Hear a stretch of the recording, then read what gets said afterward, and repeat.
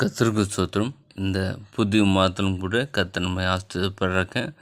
கடந்த 7 மாதங்கள் ஓடி முடிப்பதற்கு தேவன் நமக்கு உதவி செய்தார். எல்லா விதமான தேவைகளையும் சந்தித்தார். எல்லா நிலைகளிலும் நம்மோடு கூட தேவன் இருந்தார். ஆகவே இந்த 8வது மாதத்தையும் காண கர்த்தர் கிருபை செய்திருக்கார். இந்த மாதத்திலும் கூட ஏசாயா 40ஆம் அதிகாரம் 31வது வசனம்.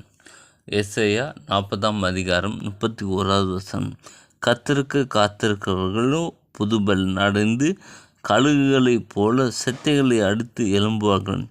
அவர்கள் ஓடினாலும் எழுப்படையார்கள், நடந்தாலும் சோர்வடையார்கள் என்ற அந்த பகுதியை நாம் வாக்குத்தத்தமாக வைத்து ஜெபிக்க இருக்கிறோம். கடந்த ஒருவேளை இந்த வருஷத்தில் சொன்ன வாக்குத்தத்தங்கள் காரியங்கள் இதுவரைக்கும் நிறைவேறாமல் இருந்து நீங்கள் பொறுமையோடு கர்த்தருடைய சமூகத்தில் காத்திருப்பீங்கன்னா கர்த்தர் இந்த மாதத்தில் கர்த்தர் அதை செய்து கழுகுகளைப் போல நீங்கள் பெலன் அடைந்து நீங்கள் உயர படுப்பதற்கு கர்த்தர் உதவி செய்வார். ஒன்று நாள் புரிஞ்சுங்க, காத்திருக்கிற காலம் ஒரு அற்புதமான காலம். தேவன் நம்ம வாழ்க்கையில் அற்புதமாய் கிரியை செய்கிற ஒரு நல்ல நேரம். அதை எத்தனை பேர் ஃபீல் பண்ணுறீங்கன்னு தெரில. அது ரொம்ப இனிமையான நேரம். சில ஆட்களுக்கு காத்திருக்குதல் அப்படின்னாலே பிடிக்காது. ஆனால் காத்திருக்குதல் ரொம்ப அற்புதமான ஒரு நேரம். அது அது உங்களை இன்னும் புதுப்பிக்க செய்யும். அது உங்களை பெலன் அடைய செய்யும். கழுகுகளைப் போல் நீங்கள் பெலன் அடைந்து என்று சொல்லிருக்கு.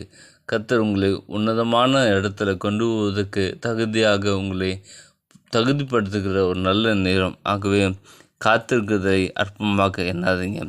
வேதத்திலிருந்து ஒரு சில மனிதர்களை, கர்த்தருடைய சமூகத்தில் காத்திருந்த ஒரு சில மனிதர்களை நாம் பார்க்கப்பட்டோம். யோவான் எழுதின சுவிசேஷம் 5ஆம் அதிகாரம் அதில் 5ஆம் வசனம் சொல்லுகிறது, 38 வருஷம் வியாதி கொண்டிருந்த ஒரு மனுஷன் அங்கே இருந்தான்.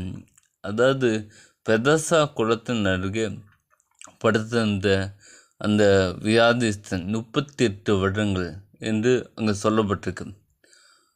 யோசிச்சு பாருங்களேன். சில ஆட்களுக்கு 1/4 மணி நேரம் 5 நிமிஷம் அப்படின்னாலே இன்றைக்கி பயங்கர டென்ஷன் ஆகுது. ஒருவேளை நீங்கள் நிறைய பேர் பார்த்துருப்பீங்க. பொறுக்கிற அந்த அனுபவம் இல்லாத சில ஆட்களை உங்கள் வாழ்க்கையில் நீங்கள் சந்தித்திருப்பீங்க. யோசிச்சுங்களேன், 38 வருஷம் கொஞ்சம் கூட திங்க் பண்ணி பார்க்க முடியாத ஒரு நிலை. ஆனால் 38 வருஷம் அவன் அங்கேருந்து ஆண்டவர் அவனை சந்திக்க வரும்போது அவர் கேட்குறார், நீ சுகமடை வருமா அப்படின்னு சொல்லி கேட்கும்போது கூட அவன், நான் அந்த குளத்தில் போகிறதுக்குள்ளே யாராவது முழுகிறாங்க அப்படின்னு தான் அவன் பேசுகிறான். ஆனால் இயேசு சொல்கிறார், உன் படுக்கையை எடுத்துக்கொண்டு நட என்று சொல்லி அவர் சொல்லும்போது அவன் நடந்தான். அதனால் 38 வருஷன்றது அவனுக்கு பெரிய போராட்டம் நிறைந்த, சும்மா ஒன்றும் இல்லை. காத்திருக்கிற நேரம் சும்மா நல்லா இனிமையாக போகும்னு நினைக்காதீங்க. அதுதான் நமக்கு ரொம்ப சோதனை மிகுந்த ஒரு நேரம். ரொம்ப நம்ம பொறுமையை சோதிக்கிற நேரம்னு சொல்லுவாங்கள்ல. அப்பா, பொறுத்திருந்து பார்த்தா தான் தெரியும். உங்கள் வாழ்க்கையில் நீங்கள் பொறுத்திருந்திருக்க நேரம்லாம் எப்படிலாம் கஷ்டப்பட்டுருப்பீங்க உங்களுக்கு நல்லா தெரியும். ஆனால் அதில் ஒரு அற்புதமான நேரத்தை வைத்திருக்கான். உங்களுக்கென்று ஒரு அற்புதத்தை அங்கே வைத்திருக்கான். 38 வருஷங்கள் காத்திருந்த அவன் இயேசு அன்று சந்தித்து அவனுக்கு சுகம் கொடுத்தார்.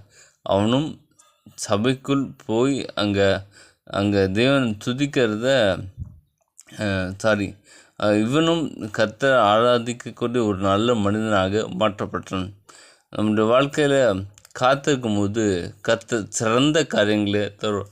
ஒருவேளை அவன் நினச்சிருப்பான், நான் அந்த குளத்துக்குள்ளே என்னன்னா என் கை சுகமாகலாம், என் கால் சுகமாகலாம், ஏதோ ஒன்று, பட் ஏதோ ஒரு சுகம் கிடைக்கும் அப்படின்னு சொல்லி தான் நினச்சிருப்பான். ஆனால் இங்கே இயேசு சந்திக்கும் பொழுது அவன் காத்திருந்ததுக்கு அற்புதமான ஒரு சுகம், ஒரு குறையும் இல்லாத ஒரு சுகத்தை கர்த்தர் கொடுத்தார். நம்முடைய வாழ்க்கையில் குறைகள் இல்லாத ஒரு அற்புதமான ஒரு நிகழ்வை கர்த்தர் நமக்கு தருவார். இந்த மதத்தும் கூட கர்த்தருக்கிற உங்களுக்கு கர்த்தர் நிச்சயமாக தந்துள்ளாங்க. இன்னொன்று பார்த்தீங்கன்னா, அப்போஸ்தலர் 3ஆம் அதிகாரத்தில் சொல்லப்பட்டிருக்கு. அதில் 1-10 வரைக்கும் வாசித்து பார்த்தீங்கன்னா, அங்கே ஒரு நடக்க முடியாத பிறவியிலேருந்து இதுவான சப்பானி ஒருத்தன். அவங்க வசனம் சொல்லுது, அவனை நாடோறும் பிச்சை கேட்கும்படி கொண்டு வந்து வைப்பாங்களாம். யோசிப்பாங்களேன், செல்ஃபாக எதையுமே அவனால் செய்து கொள்ள முடியாது. ஆனால் அவன் தேவாலயத்து வாசலில் வந்து உட்காந்தான். ஒரு பிச்சை எடுக்க வந்து உட்காந்தானும் தெரில, அண்ணனும் தெரில. ஆனால் எப்படியாவது போகணுன்னு சொல்லி ஒரு நாள் வந்திருப்பான்னு நினைக்கிறேன். இன்றைக்கி ஏதாவது எனக்கு கிடைக்கும், இன்றைக்கி ஏதாவது எனக்கு கிடைக்காதா அப்படின்ற ஒரு இயக்கத்தில் வந்திருப்பான். ஆனால் காத்திருந்த அவனுக்கு பெரிய அற்புதம். பேதுரும் யோவானும் போய் சொல்கிறாங்க, என்கிட்ட ஒன்றும் இல்லை, வெளியும் பொண்ணும் இல்லை, ஆனால் என்கிட்ட உள்ளது உனக்கு தரேன், ஏஞ்சி நடன்னு சொல்லி நடக்க வச்சுட்டாங்க. அவன் அவங்களோடு சேர்ந்து சபைக்குள்ளே போகிறான். யோசிச்சு பாருங்களேன், ஒரு பெரிய அற்புதமான ஒரு நிகழ்வு காத்திருக்கிறது. நமக்கு ரொம்ப சங்கடங்கள் நிறைந்த ஒரு நேரம். ஆனால் அதை முடியும் போது ஒரு அற்புதமான காரியத்தை பெற்றுக்கொள்ளும். ஏன்னா வேதம் சொல்லுது, காத்திருக்குதோ இருதயத்தை இழைக்கப்படும், விரும்பியது வரும்போதோ அது ஜீவ விருட்சம் என்று சொல்லி வேதத்தை சொல்லிருக்கு. அதனால் காத்திருக்கிற ஒரு அனுபவத்தை கடந்த 7 மாதங்கள் நீங்கள் கடந்து வந்திருக்கலாம். அந்த 8ஆம் மாதத்தில் அனுபவிக்கிற, அதை பெற்றுக்கொள்கிற மாதமாக, கழுகுகளைப் போல நீங்கள் பெலன் அடைகிற ஒரு மாதமாக இந்த மாதத்தை கர்த்தர் உங்களுக்கு மாற்றுவராக. உங்களுக்காக மாத்திரமில்லை, உங்களுக்காகவும், உங்கள் பிள்ளைகளுக்காகவும், உங்கள் குடும்பத்துக்காகவும், உங்கள் உறவினர்களுக்காகவும், உங்கள் பக்கத்து வீட்டுக்காரங்களுக்காக ஜெபம் பண்ணுங்கள். கண்டிப்பாக அவர்களோடு சமாதானமாக இருக்க முயற்சி பண்ணுங்கள். அப்போ தான் நீங்கள் இயேசுவை பற்றி சொல்ல முடியும். அவங்க இயேசுவை அறிந்து கொள்ள ஒரு வாய்ப்பாக இருக்கும். ஆகவே இந்த மாதத்திலும் கூட நீங்கள் தொடர்ந்து எனக்காக ஜெபியுங்கள். நம்முடைய ஊழிய காரியங்களுக்காகவும் நீங்கள் ஜெபித்து கொள்ளும்படி உங்களை அன்போடு கேட்கிறேன். ஆமென்.